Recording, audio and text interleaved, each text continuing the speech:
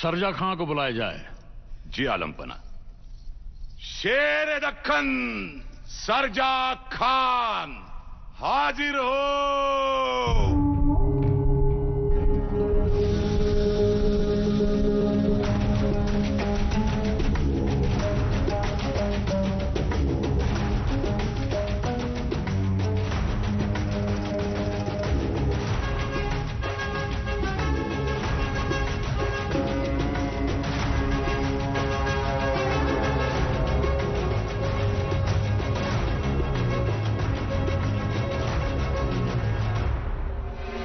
सरजा खां, आज इस भरे दरबार में हम तुम्हें रुस्तुम खां इस खिताब से नवाजेंगे,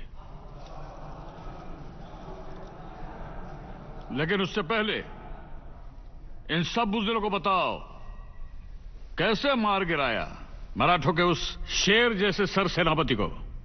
बताओ। मरने से पहले क्या कर रहा था वो? रो रहा था? जिंदगी की भीख मांग रहा था? क्या रहा था? अरे उसके मौत की दर्द भरी कहानी सुनाओ, क्योंकि तुम्हारी इस फतेह की वजह से अगले कुछ ही दिनों में ये दरबार इंशाअल्लाह रायगढ़ पे होगा।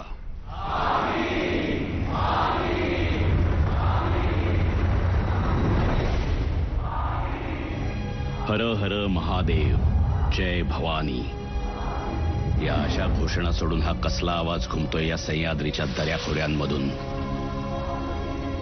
औरंगजेबाच्या दरबारात एका सरसेनापतीच्या मृत्यूवर सुरू झालेली ही गोष्ट 12 वर्ष मागे जाऊन एका सरसेनापतीच्या मृत्यूवरच थांबते।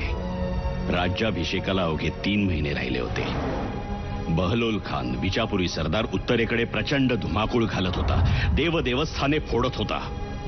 त्यामुळे पिसाळलेल्या या जनावराचा बंदोबस्त करण्यासाठी महाराजांनी सरसेनापती प्रतापराव गुजरांना एक पत्र लिहायला घेतलं।